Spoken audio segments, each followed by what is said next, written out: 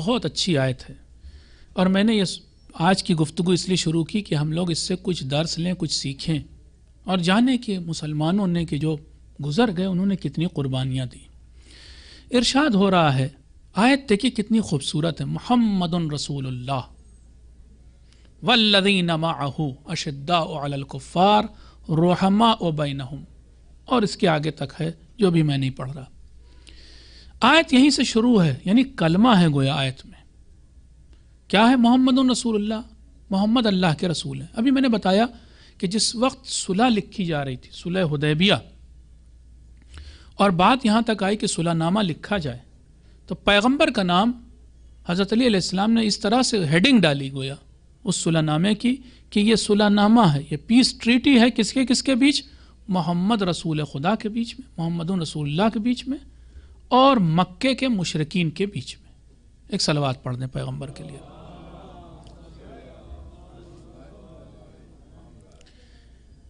جیسے ہی یہ لکھا گیا، اب دونوں پارٹیز کو سائن کرنا تھا، صلح نامہ ہے، پیغمبر بھی سائن کریں گے اور ادھر کے بت پرست بھی، مکے کے بت پرستوں نے جیسے ہی دیکھا ٹائٹل پیس ٹریٹی کا، انکار کر دیا کہ اگر ہم یہ مانتے ہوتے کہ محمد رسول اللہ ہے تو پھر جھگڑا ہی کس بات کا تھا، اس کو ہٹائیے آپ، ہم صرف محمد کے ساتھ سائن کرنے جا رہے ہیں، ہم رسول خدا کے ساتھ تھوڑے نا سائن کر رہے ہیں۔ حضرت علی علیہ السلام لکھنے والے تھے، کاتب کون تھا جس نے لکھا؟ وہ مولا تھے۔ اصرار ہوا کہ اس کو ہٹائیں، حضرت علی نے کہا کہ میں تو نہیں اسے ہٹا سکتا ہوں، نہ میں اریز کروں گا نہ میں کاٹوں گا۔ ہوتے ہوتے بات پیغمبر تک پہنچی، پیغمبر نے کہا کہ لاؤ میں خود ہی سے اس اتنے حصے کو رسول اللہ کو ہٹائے دیتا ہوں۔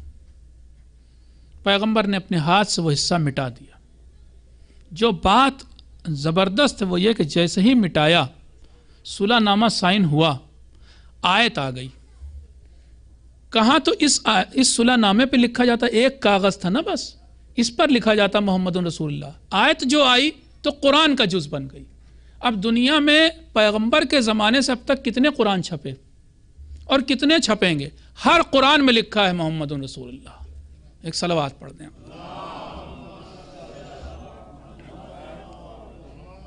ایک بار کا مٹانا بھی اللہ کو صلہ دیتا ہے اللہ۔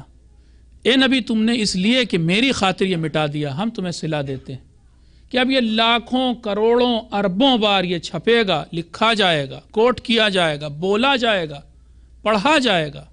اب یہ جملہ اذانوں میں ہوگا، اقامت میں ہوگا۔ کتنا واقعاً اجر دیا اللہ نے، اسی دنیا میں دے دیا۔ آگے چلتے ہیں اور اب دیکھیے کہ آیت کہہ رہی والذین معہ۔ میری آج تقریباً ٹاپک یہی ہے کہ پیغمبر کے ساتھی کیسے کیسے تھے، کتنے اچھے تھے۔ برے والوں کی بات ہم نے کر لی، اچھوں کی ذرا بات کی جائے تاکہ ہم کچھ درس بھی لے کے جائیں۔ والذین معہ، اور جو پیغمبر کے ساتھی ہیں، اشداء علی الکفار، جو کفار پر بڑے شدید ہیں، رحماء بینہم، آپس میں بڑے رحم دل ہیں۔ پیغمبر کے ساتھیوں کی پہلی صفت یہ ہے کہ پیغمبر کے ساتھ رہتے ہیں، چھوڑ کے نہیں جاتے۔ والذین معہ، رہتے ہیں ساتھ، ہمیشہ رہتے ہیں ساتھ۔ پہلی تو صفت یہی ہے۔ میں ابھی بتا رہا تھا فارسی میں کہ جنگ احد میں ہر آدمی چھوڑ کے چلا گیا، چند کے سوا۔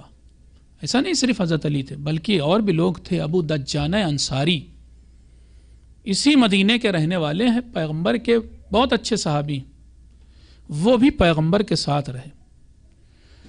پیغمبر نے دیکھا کہ ابو دجانہ بڑی شجاعت کے ساتھ، پیغمبر گر چکے تھے گھوڑے سے، 2 دانت ان کے شہید ہو چکے تھے، خون بہ رہا تھا پورے بدن سے، زخمی ہو چکے تھے، اتنے زخمی بھی ہو چکے تھے کہ اسی میدان جنگ میں خبر اڑ گئی تھی، افواہ اڑ گئی تھی کہ پیغمبر تو مار دیے گئے، شہید ہو گئے، لیکن پیغمبر بہرحال زندہ تھے، گرے ہوئے تھے گھوڑے سے۔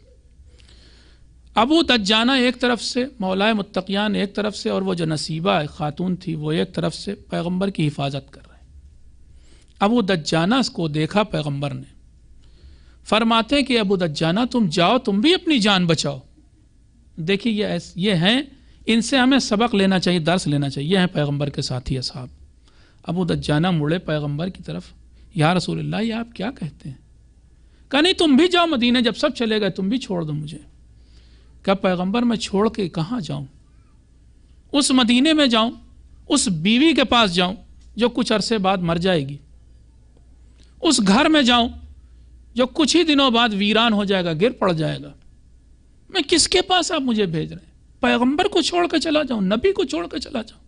آپ کیا کہہ رہے ہیں؟ میں رحمت چھوڑ کے کہیں اور چلا جاؤں؟ سایہ رحمت میں رہنا ہے۔ پیغمبر نے شاباشی دی، زخمی ہو گئے خود ابو دجانہ بھی، لیکن پیغمبر کو چھوڑ کے نہیں گئے۔ ایسا ہی ایک واقعہ ہمیں شب عاشور نظر آتا ہے، اور وہ کون سا ہے؟ آپ نے شاید نام بھی نہ سنا ہو اس صحابی کا، محمد حضرمی۔ کہاں نام لیتے ہیں ہم لوگ ان کا؟ شب عاشور ہے، اور شب عاشور امام یہ کہہ چکے ہیں، اپنی بیعت اٹھا چکے ہیں، چراغ کو گل کر چکے ہیں، اور کہہ چکے ہیں اپنے اصحاب سے کہ تم میں سے جس کو جانا ہے چلا جائے۔ اور اصحاب ایک کے بعد ایک کھڑے ہوتے ہیں اور یہ کہتے ہیں کہ یہ کیا کہہ رہے ہیں آقا آپ؟ اگر ہمیں کوئی کہتا 70 بار اور اس کے بعد والا تو کہتا 1000 بار، 1000 بار زندہ کیا جائے اور 1000 بار موت آئے تب بھی ہم آپ کو چھوڑ کے نہیں جائیں گے، وہ آخری موت بھی آپ ہی کے قدموں پہ آئے گی۔ اس کے بعد یہ ساری ایک طریقے سے وفاداری کی گواہی انہوں نے اپنی پیش کر دی۔ ابھی یہ محفل، ابھی لوگ ادھر ادھر تتر بتر ہوئے تھے، اپنے اپنے خیموں میں گئے تھے کہ محمد حضرمی جو انہی اصحاب میں تھے، ان کے بیٹے کی خبر آئی کہ ان کے بیٹے کو شہر ری میں معاف کیے گا یزید کے سپاہیوں نے گرفتار کر لیا۔ شہر ری یعنی تہران میں گرفتار کر لیا، اور اب وہ زندان میں ڈال دیا گیا، اور شرط یہ رکھی کہ اتنا اتنا پیسہ یا اتنی اتنی رقم ضمانت کے طور پر لاؤ تو ہم اسے چھوڑ دیں گے۔ یہ بات محمد حضرمی کو بتائی کسی نے، آ کے خاموش ہو گئے، نہیں بتائی۔ سن لی کسی صحابی نے، اس نے جا کر کے امام کو بتائی کہ محمد حضرمی کے بیٹے کی خبر اس طرح سے آئی ہے۔ امام نے بلایا اور بلا کے پوچھا کہ کیا تمہارا بیٹا اس طرح سے گرفتار ہوا ہے؟ کہا ہاں، خبر تو صحیح ہے مولا۔ کہا پھر دیکھو میرے پاس اب کوئی پیسہ مال دنیا تو نہیں ہے، مگر میرے پاس اپنے کپڑے ہیں، کچھ ان میں سے کپڑے بہت قیمتی ہیں، لے جاؤ ان کو بیچ دو، اب یہ میرے کسی کام کے نہیں رہیں گے، کل کے بعد اب کسی چیز کی ضرورت مجھے نہیں رہے گی، سب کو معلوم تھا کل شہید ہونا ہے، لے جاؤ ان لباس کو، میرے لباسوں کو بیچ دو، اور اس سے تمہیں اتنا پیسہ تو کم سے کم مل جائے گا کہ تم اپنے بیٹے کو ضمانت دے کے چھڑا لو گے۔ کیا جواب دیا؟ بہترین جواب ہے واقعاً تاریخ کا، اس سے بہتر جواب نہیں ہو سکتا تھا۔ اپنے بیٹے کو بچاؤں اور نبی کے بیٹے کو چھوڑ دوں؟ آپ کیا کہہ رہے ہیں آقا؟ میں اپنے بیٹے کے چکر میں جاؤں اور نبی کے بیٹے کو چھوڑ کر کے اس بیابان جنگل میں نرغ آدھا میں چلا جاؤں؟ اور اس کے بعد کہتے ہیں ہرگز ہرگز مولا، یہ تو نہیں ہو سکتا، میں ہرگز اس میدان کو چھوڑ کے نہیں جاؤں گا۔ اور دوسرے دن شہید بھی ہوئے امام کے ساتھ۔ ایسے تھے ساتھی پیغمبر کے اور امام کے۔ امام کے انہی ساتھیوں میں جن میں ابھی نصیبہ کا ذکر کر رہا تھا، ایک خاتون احد میں جو آئی تھی مشق سے پانی پلا رہی تھی، صرف اس کا کام تھا، مسلمان تھی، مسلمان مجاہدوں کو پانی پلاتی تھی جنگ کے دوران۔ اس نے دیکھا کہ مسلمان بھاگ رہے ہیں، پیغمبر کو اکیلا چھوڑ دیا، زخمی چھوڑ دیا، تو بھاگتے ہوئے کسی ایک مجاہد سے کہا کہ بھائی تم بھاگ رہے ہو تو اپنی تلوار اور ڈھال تو مجھے دے دو، اور وہ پھینکتا ہوا چلا گیا۔ اس نے وہ تلوار اور ڈھال اٹھا لی، اور پیغمبر کے چاروں طرف جہاں علی ہیں، جہاں ابو دجانہ ہے، وہیں پر یہ خاتون نصیبہ بھی ہے، اور جنگ باقاعدہ کر رہی تھی، اتنا کہ پیغمبر اس حالت میں تاریخ میں لکھا ہے کہ مسکرانے لگے، ہنسنے لگے، اور اس کی شجاعت پر پیغمبر کو ناز ہوا۔ یہ ایسے لوگ بھی تھے، یہ عورت تھی ایک معمولی، نہ اس نے کبھی جنگ لڑی تھی نہ دیکھی تھی، اور وہ لڑ رہی تھی۔ کیسے کیسے یعنی پیغمبر کے ساتھی اچھے بھی رہے۔ اشداء علی الکفار، ایک چیز ہم یہاں سے ایک درس اپنے لیے بھی لے لیں، والذین معہ، جو پیغمبر کے ساتھ رہتے ہیں، صرف نعرے نہیں لگاتے ہیں، واقعاً ساتھ رہتے ہیں، وقت ضرورت بھی ساتھ رہتے ہیں، یہ نہیں کہ چھوڑ کے چلے جاتے ہیں۔ اشداء علی الکفار، دوسری صفت پیغمبر کے ساتھیوں کی ہے کہ وہ کفار پر بڑے سخت ہیں۔ شاید آپ کو لگے کہ یہ تو بڑی بری بات ہے، سختی کہاں، پیغمبر تو رحمت للعالمین تھے، ان کے ساتھیوں کو ہر ایک کے لیے رحمت ہونا چاہیے تھا۔ یہ ہمارا غلط کنسپٹ ہے۔ شہید مطہری نے بڑا اچھا ڈسکس کیا اس ڈسکشن کو۔ اکثر دیکھیے آپ کی جب بحث ہوتی عیسائیوں کے ساتھ تو وہ کہتے ہیں کہ Christianity is all love, this faith is full of love, we love everybody. یہ شعار، یہ نعرہ تو بڑا اچھا ہے، sentence very good, very nice, لیکن نہ تو یہ نیچر سے پروون ہے چیز صحیح، اور نہ یہ لاجک بعد میں لگانے کے بعد جو دنیا چل رہی اس کے حساب سے صحیح ہے۔ اس کا مطلب یہ ہوا کہ وی لو ایوری بڈی کا مطلب یہ ہوا کہ just shut the doors of prison, start loving prisoners, set them free, وہ بھی گھومیں بھائی ٹہلیں، پھر just shut the police station. کیوں بھائی، اس نے کیا خطا کیا؟ اگر آپ فرض کر لیے کہ اسپیڈ لمٹ توڑتے ہیں، still you are to be load, آپ کو سے پیار کرنا چاہیے۔ پولیس والے کو آ کر کے آپ کی گاڑی کو روک کے تھینک یو کہنا چاہیے کہ بہت اچھا کیا۔ پھر یہ کیوں پولیس والا کہتا ہے کہ نہیں اتنا ٹکٹ، آؤ وہاں پر بھی آؤ، عدالت میں بھی دیکھیں گے تم کو، پھر یہ سب کیوں ہوتا ہے؟ یہ جملہ بظاہر بہت اچھا لگ رہا ہے، لیکن بباطن تم خود اس پر عمل نہیں کرتے ہو۔ تم خود کہاں سب کو پیار کرتے ہو؟ دنیا ہر ایک کو پیار نہیں کر سکتی، یہ بات آپ ذہن میں بالکل بٹھا لیں۔ اگر قاتل کو بھی پیار کیا جا رہا ہے، سمجھ رہے ہیں آپ، اور قاتل کو سزا نہیں دی جا رہی، پیار کا مطلب یہ کہ سزا نہیں دی جا رہی، یہ اس کے حق میں بدترین چیز ہے۔ ہم کبھی سمجھے ہی نہیں کہ اللہ کی رحمت کا مطلب، پیغمبر کی رحمت کا مطلب کیا ہے۔ دیکھیے بہت جب دعائیں ہوتی ہیں ایران میں تو بعض چیزوں کا مطلب اس وقت سمجھ میں آتا ہے کہ ارے یہ مطلب تھا۔ دیکھو پہلے ہم بھی جب اسٹوڈنٹ لائف تھی، اس طرح کے جو یہ سینٹنسز تھے، اس سے ہم بھی بلف ہو جاتے تھے، دھوکہ کھاتے تھے کہ ہمیں بھی واقعاً ہر ایک کو پیار کرنا چاہیے، لیکن پیار کا مطلب سمجھو، رحمت کا مطلب سمجھو۔ ہمارے لیے رحمت کا مطلب یہ ہے کہ ہمیں جنت ملے، کافر کے لیے بھی اللہ واقعاً کافر پر رحمت کر رہا ہے، پیغمبر بھی رحمت کرتے تھے۔ رحمت کیا ہے؟ کہ انہیں ہدایت ملے، گائیڈنس ملے، یہ رحمت ہے سب سے بڑی، کہ وہ گائیڈنس اسے مل جائے۔ لیکن کبھی کبھی گائیڈنس ایسے نہیں ملتی، کبھی کبھی آپ کا بچہ گھر پہ ٹھیک نہیں ہوتا جب تک کہ اس کو تھوڑی سی پٹائی نہ ہو جائے۔ البتہ آپ کو شاید لگے کہ یہ تو امریکہ میں ایسی بات کر رہے ہیں، قانون کے خلاف ہے۔ مجھے امریکن قانون سے کوئی لینا دینا نہیں ہے، میں اسلامی اعتبار سے کہہ رہا ہوں، تعذیب، پنشمنٹ ماں باپ کے لیے اللہ نے جائز کیا۔ آپ امریکن سوسائٹی پر بیس کر کے اور امریکن لا پر بیس کر کے ہر چیز نہ سمجھنے کی کوشش کریں۔ سمجھ رہے ہیں آپ کو یہ کیسے آپ نے کہہ دیا کہ یہی صحیح ہے؟ ہم اس پہ ڈیبیٹ کرنے کو تیار ہیں کہ امریکن لا سارے صحیح ہیں، اور میں ان سے کوئی لینا دینا، میں اسلامک لاز کی بات کر رہا ہوں کل ملا کے۔ اسلامی اعتبار سے البتہ اتنی نہیں کہ کھال لال ہو جائے، اس کو منع کیا گیا، بہت ہلکا ملکا۔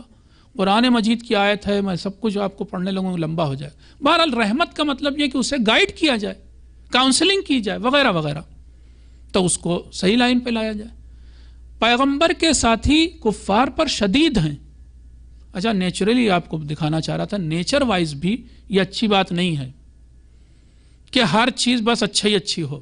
میں ابھی آپ کو مثال دیتا ہوں، بہت اچھی مثال بھی ایک یاد آ گئی۔ پہلے آ گئے مطہری کی بات کہوں، نیچر نے بھی سب چیز جو ہے رحمت ہی رحمت نہیں رکھی۔ آپ پیڑ پودوں کو دیکھیں، سب سے زیادہ خوبصورت پھول ہمارے ہاں کون سا مانا جاتا ہے؟ گلاب۔ لیکن اسی گلاب کے پھول کے بغل میں کانٹا لگا ہوا ہے۔ یہ کانٹا کیوں ہے؟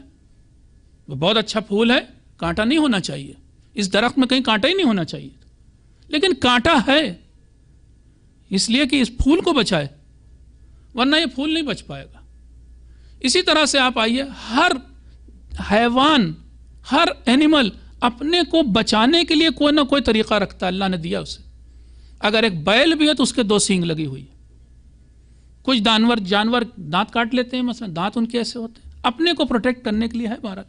اسی چیز کو اور باہر بڑھاتے جائیے. سوسائٹی بھی اپنے کو پروٹیکٹ کرے گی یا نہیں؟ اس کے پروٹیکشن کے لیے کچھ ہونا چاہیے، اور اسی کے لیے سارے ریپریزنٹس ہیں، سارے پولیس اسٹیشنس ہیں، اسی کے لیے. تو کل ملا کر کے یہ قانون نیچرل ہے کہ ہمیں اچھوں کو خوب انعام دینا چاہیے، اور جو برے ہوں ان کو کوشش کرنی چاہیے پہلے ٹھیک ہو جائیں کاؤنسلنگ سے، یہ سے وہ سے. نہیں ٹھیک ہوتے تو پھر الٹیمیٹلی انہیں پریزن بھیجنا ہے، زندان بھیجنا ہے، قید خانے بھیجنا پڑے گا. تو پیغمبر کے ساتھی کفار پر شدید ہیں. جو کفار سمجھ جاتے ہیں، مان جاتے ہیں، ان کے لیے تو بڑے رحم دل ہیں، ان کو معاف کر دیتے ہیں. مثل پیغمبر ابو سفیان کو معاف کر دیا، سب سے پرانے، سب سے خطرناک، سب سے کینہ توز دشمن کو معاف کر دیا. ابو سفیان کو ایک بھی تلوار لگائی پیغمبر نے نہیں، ساری جنگیں اسی نے کروائی تھی، لیڈر یہی ہوتا تھا، کمانڈر ادھر کا یہی تھا، لیکن اسی کو معاف کر دیا. لیکن اب جو نہیں سدھرنے والا تھا، عمرو ابن عبدود بھی تھا، ان پر سخت ہیں، ان کو پھر نہیں چھوڑتے. تو یہ بات اگر آپ سے کوئی بات ہو آسانی سے میں سمجھا دوں. اکثر وہی کہہ رہا ہوں، عیسائی لوگ یہ کہتے ہیں ہمارے فیتھ میں لو ہی لو ہے، لو ہی لو ہے. کہہ دیے کہ میں ایک مثال دے رہا ہوں، آپ ان کو ایسے جواب دیجیے گا. ہمارے یہاں لکھنؤ میں اکبری گیٹ پر ایک قصائی کس چیز کا گوشت بیچتا؟ ہمارے یہاں گائے نہیں ہوتی، بھینس ہوتی، اس کا گوشت بیچتا ہے. اب وہ لکھنؤ کے خاص لوگ، وہ جب بھی اس کے یہاں گوشت لینے جاتے ہیں، لکھنؤ کے لوگ بڑے نفاست پسند ہوتے ہیں نا، بس گول بوٹیاں دیجیے گا، گول بوٹی، ہڈی نہ آنے پائے. بہت بار اس سے اکثر آپ کو کہتے ہوئے لوگ ملیں گے. ایک صاحب، اچھا جو پرانے انہیں پتہ ہے اس کا کیا جواب ہوتا ہے. ایک بار ایک صاحب نئے تھے، کسی اور محلے کے تھے، آ گئے اور انہوں نے آ کر کے بھائی ذرا ہٹی نہ ہے، بالکل ہٹی نہ ہے، بالکل ہٹی نہ ہے، 3-4 بار اس دوران کہہ دیا گول بوٹیاں ہوں. اس نے چھری روک لی، کہا صاحب آپ غلط دکان پہ آ گئے. کہ کیوں؟ کہ وہ سامنے آپ چلے جائیں سڑک کے اس طرف، وہ آلو والا کھڑا ہوا ہے، آپ آلو لے لیجئے، اس میں کوئی ہڈی نہیں ہوتی. سمجھ رہے ہیں آپ؟ گوشت میں تو ہڈی ہوگی، جانور ہے ہڈی پہ کھڑا ہوتا ہے. سمجھے آپ؟ بس ایسا ہی جواب واقع ہے کہ اگر لو ہی لو ہوگا تو آلو ہی ہوگا. پھر ایک صلوات پڑھیں آپ.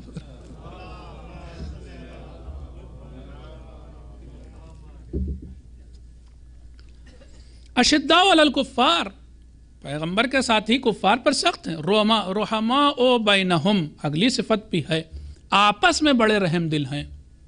ان سے ہمیں درس لینا ہے، آپس میں رحم دل کیسے ہیں، ہم کیسی رحم دلی ایک دوسرے سے دکھاتے ہیں، پیغمبر کے ساتھی کیسے تھے. آئیے میں ایک آدھ کی مثال آپ کے سامنے پیش کرتا ہوں.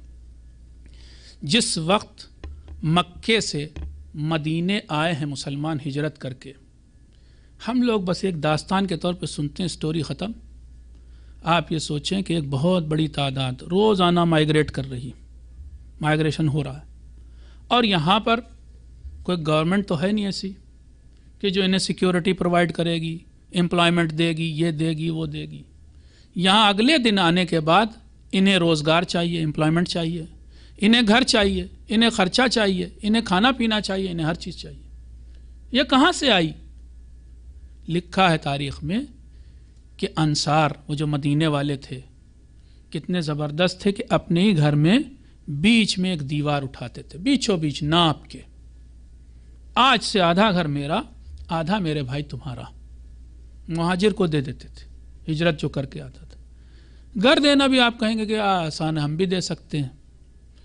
گھر کے بعد اپنی ساری زمین، کھیتی والی زمین، کشت زار، اس کو بھی آدھا کر دیتا تھا. کہتا تھا یہاں تک میری، اس کے بعد تم بو کاٹو کھاؤ، وہ بھی دے دیتا تھا. پھر نہ صرف یہ کہ پیسہ ابھی ہے ہی نہیں کچھ، خالی ہاتھ آئے، پیسہ بھی لے لو تم. اتنا دیتے تھے کہ قرآن کی آیت نازل ہو گئی کہ یہ تو اپنے لیے بھی جو ضروری چیز ہے، وَلَوْ كَانَ بِهِمْ خَصَاصَةٌ، جو اپنے لیے ضروری چیز ہے وہ بھی دوسروں کو دے رہے ہیں. یہ صرف پیغمبر کے دو ساتھیوں میں یہ صفت تھی. آج ہم یہ نہیں کر پائیں گے شاید. ہم اپنے دل کے کسی گوشے میں کسی جگہ نہیں دے پاتے، گھر میں تو بڑی بات ہے، بڑی مشکل چیز ہے، وہ دے دیتے تھے، بانٹ لیتے تھے، اور نہ صرف بانٹتے تھے، اتنا ایک دوسرے پر فدا ہو جاتے تھے۔ اور میں نے آپ کو قصہ سنایا تھا کہ جنگ میں کہہ رہا ہے، پانی کے لیے تڑپ رہا ہے، گھوڑے سے گرا ہے، موت سامنے ہے، اور تب بھی کہہ رہا ہے کہ یہ پانی لے جا کے میرے ساتھی کو پلا دو۔ یہ جذبہ صرف انہی مسلمانوں میں تھا، آج یہ جذبہ نہیں دکھتا ہے، بلکہ امام محمد باقر علیہ السلام کا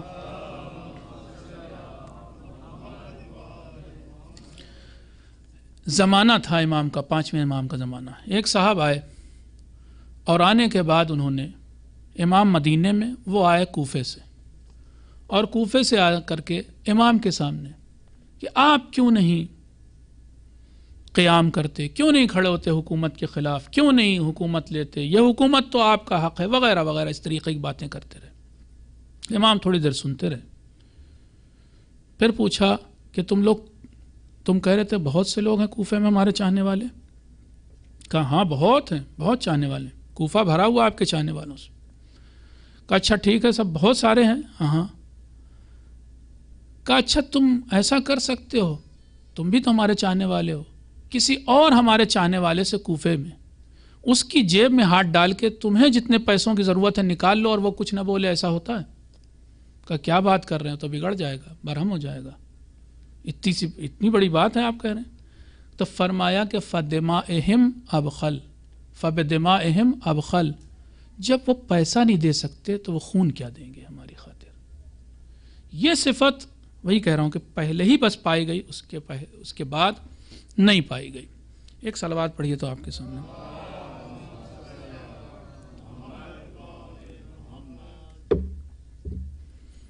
قرآن مجید میں ایک صفت اور وتواصوا بالمرحمہ بھی ہے۔ ہم لوگ سورہ عصر پڑھتے ہیں، والعصر ان الانسان لفی خسر الا الذین آمنوا وعملوا الصالحات وتواصوا بالحق وتواصوا بالصبر۔ سب لوگ گھاٹے میں ہیں، انسان گھاٹے میں ہے، بس کون نہیں گھاٹے میں؟ وہ کہ جو ایمان لائے اور عمل صالح کرتے ہیں۔ یہاں تک بھی اسلام نے ختم نہیں کی بات، یہ بہت بڑی بات ہے، کبھی انشاءاللہ اس پر ڈسکشن کریں گے۔ آگے کہتا ہے قرآن مجید، ایمان تو لائے، نیک عمل بھی کرتے ہیں، لیکن ریچ آؤٹ بھی ہوتا ہے، وہ سوسائٹی میں ریچ آؤٹ کرتے ہیں، باہر نکلتے ہیں، اور کیا؟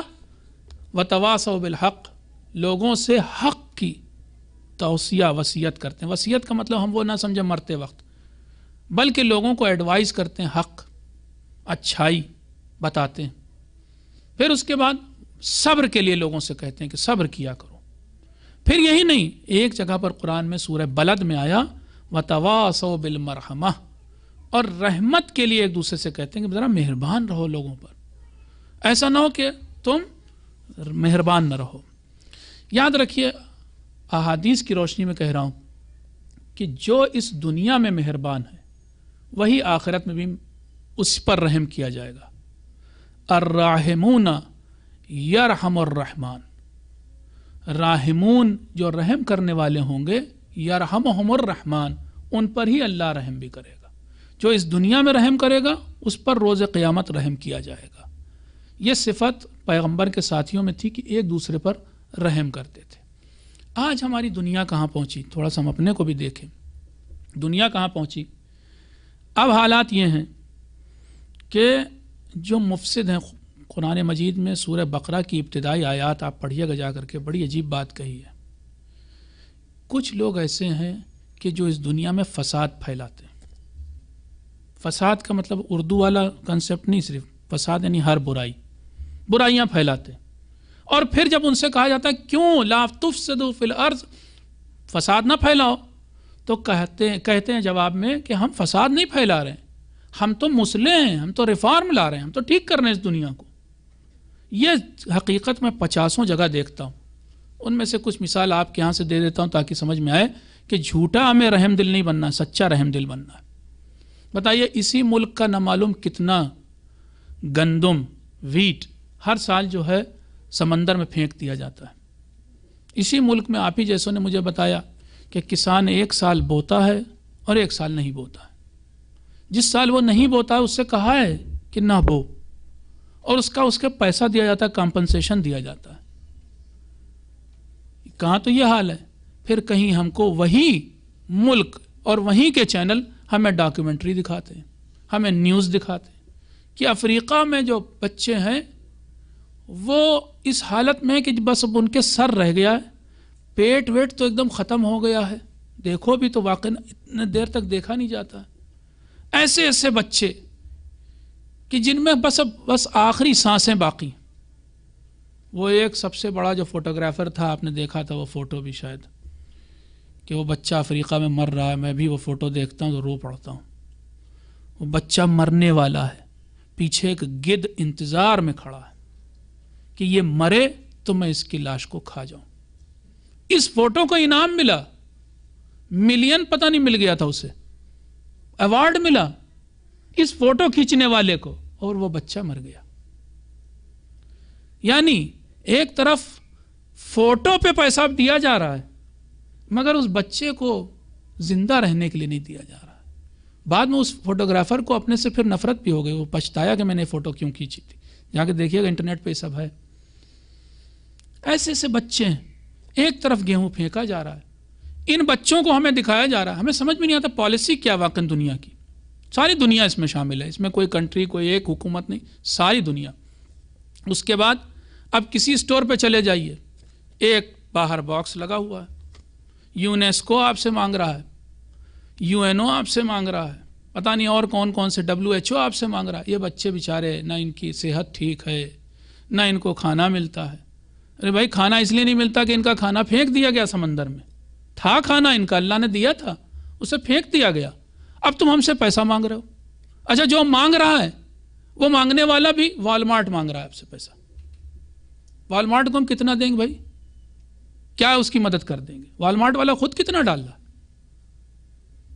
جتنا ڈال رہے ہو وہ پہنچ رہا ہے کہ نہیں پہنچ رہا ہے؟ کس حد تک پہنچ رہا ہے؟ تو ہم سے اب آپ دیکھیں ہر اسٹور کے باہر ہر جہاز کی سیٹ میں رکھا ہوا ہے کہ آپ لوگ ڈونیٹ کیجئے. میں جیسا یا آپ جیسے انسان کیا ڈونیٹ کر دے گا؟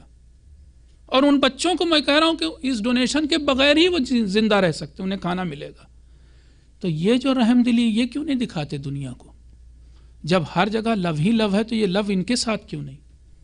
پھر ڈسکرمنیشن ان کے ساتھ کیوں ہو رہا ہے کہ جو بیچارے افریقہ میں دواؤں کے بغیر، کھانے کے بغیر، سب جگہ کے بغیر، چیزوں کے بغیر مر رہے ہیں. ابھی اس سال بھی دکھا رہے تھے، ابھی جب تک میں ٹی وی دیکھ رہا تھا رمضان المبارک میں ہم سے مانگا جاتا ہے، بالکل ہم دینے کے لیے تیار ہیں، لیکن ساتھ ہی ساتھ تم اپنی پالیسی کو بھی سوچو. ایک صلوات پڑھ دیا.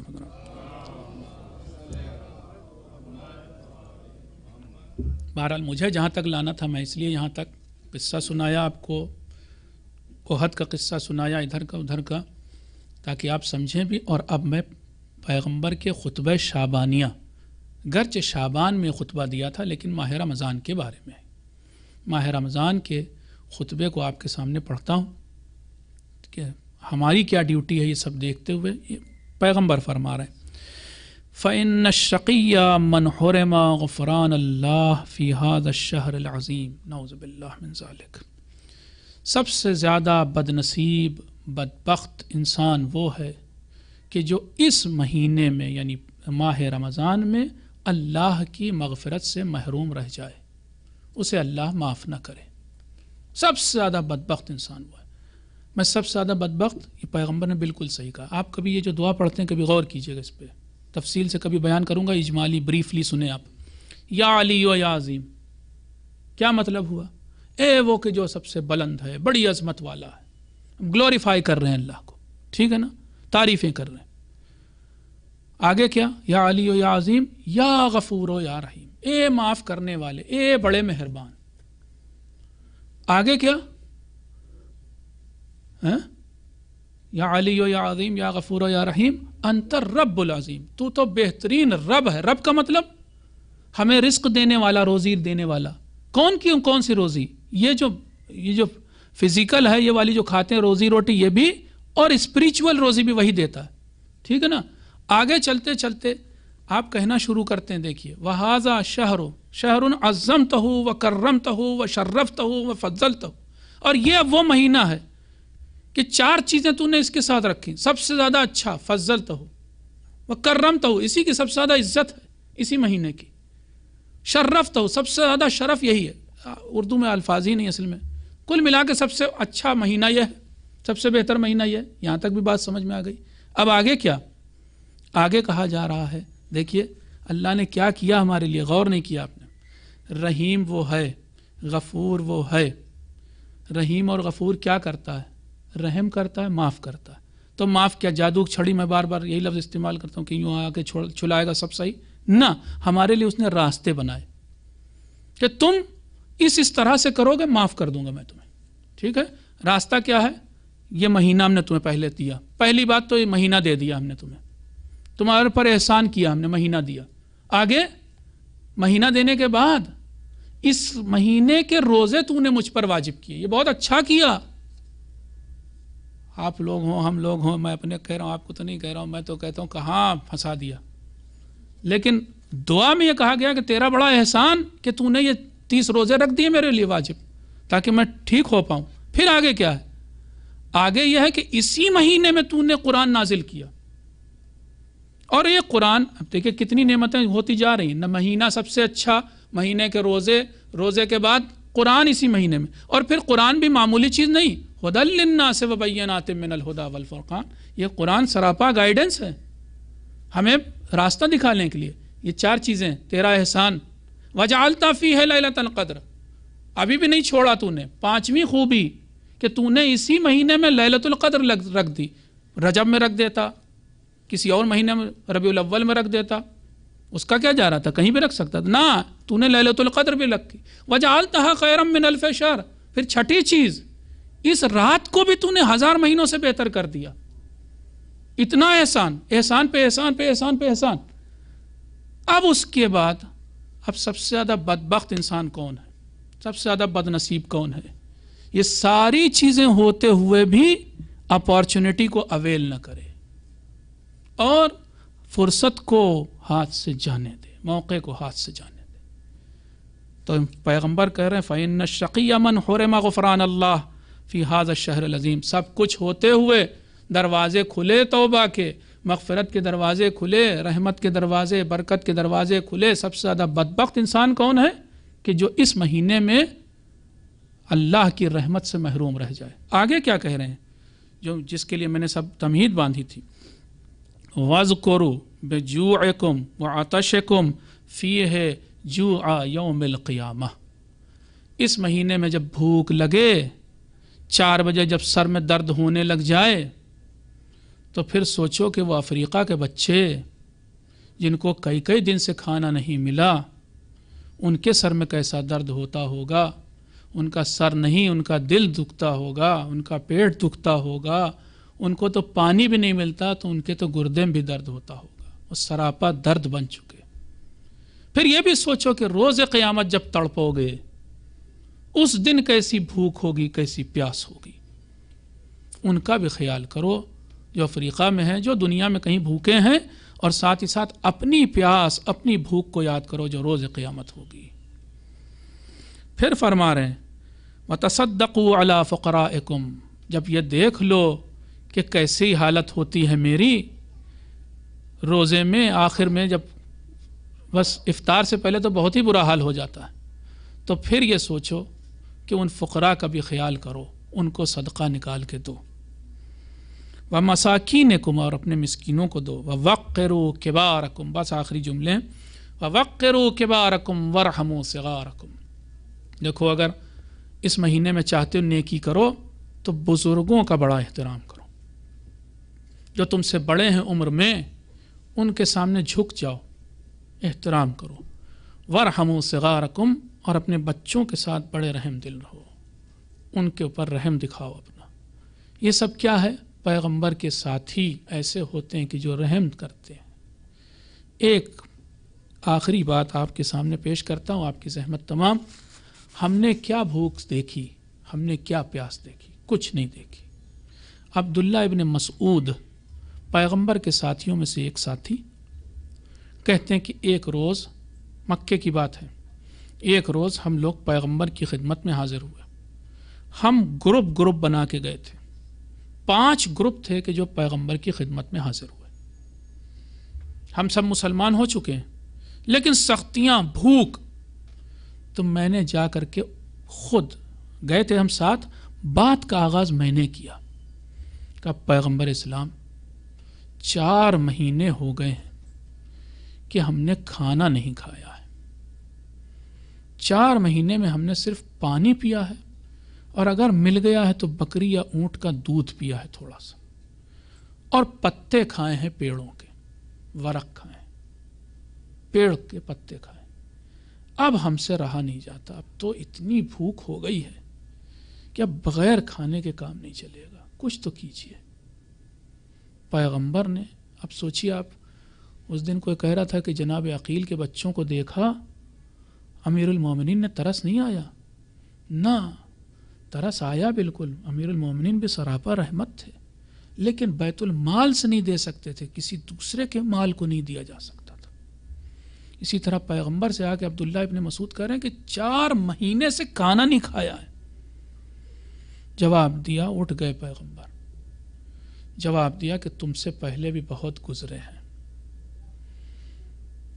بڑے نبی آئے ہیں اور ان کی امتیں بھی تھیں، انہوں نے ایسی مشکلات جھیلی جہاں تک ابھی تم نہیں پہنچے ہو.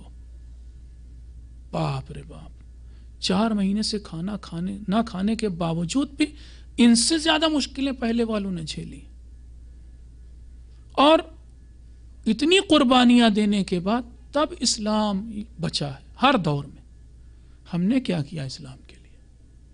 ہم نے کون سی قربانی دی؟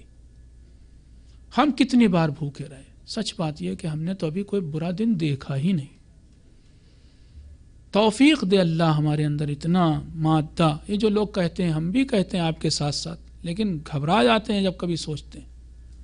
بڑے آرام سے ہم بھی کہتے ہیں کہ پالنے والے ہمارے امام کے ظہور میں تعجیل فرما، لیکن تعجیل امام آ گئے اور ایسا صبر کرنا پڑا، ایسی مشکلات جھیلنی پڑی کہ 4 مہینے تک کھانا نہ ملے اور پانی سے کام چلے. ہم برداشت کر پائیں گے؟ امام صرف امام ہی نہیں آئیں گے، امام کے ساتھ ساتھ جو دوسرے ائمہ کے ساتھ رہا سادی زندگی بھی ہوگی، مشکلات بھی ہوں گی. ایسا تھوڑے نہ کہ بس ہم پہلے دن سے گورنر کہیں کے بن جائیں گے اور منسٹر بن جائیں گے، ایسا کچھ نہیں ہونے والا. ہم جیسوں کو پتہ نہیں امام چنیں گے بھی یا نہیں کہ جھاڑو لگاؤ، اس کے لیے بھی چنیں گے یا نہیں، اور نہ چنا تو صرف ان کے ساتھ یہ جو ہم دعا کر رہے ہیں اس کا مطلب سمجھیں، یہ مشکلات جھیلنے کے لیے تیار رہیں. پالنے والے تجھے واسطہ ہے تیری رحمت کا، تجھے واسطہ ہے محمد وآل محمد علیہ السلام کا، تجھے واسطہ ہے پیغمبر کے وفادار ساتھیوں کا. ہمیں توفیق عنایت فرما کہ ہم اپنے امام کی صحیح معنی میں نصرت کر سکیں، اپنے امام کے صحیح معنی میں وفادار بن سکیں. پالنے والے دنیا میں جہاں جہاں بھی مومنین و مومنات ہیں ان کی جان و مال و عزت و آبرو کی حفاظت فرما. جو بھوکے ہیں پالنے والے دنیا کے جس کونے میں ہوں ان کو کھانا عنایت فرما. ہمیں توفیق عنایت فرما کہ ہم ان کے لیے رحم دل بن سکیں، ان تک امداد پہنچا سکیں. پالنے والے ہمیں توفیق عنایت فرما کہ ہم تمام دنیا کے جتنے مظلوم ہیں ان کا ساتھ دے سکیں، ان کے لیے آواز بلند کر سکیں، ان کے لیے ان کے کام آ سکیں. دنیا میں جہاں جہاں بھی اس وقت بے امنی ہے امن قائم کر دے. تمام بے گناہ لوگوں کی، چاہے وہ مسلمان نہ بھی ہوں، ان کی حفاظت فرما.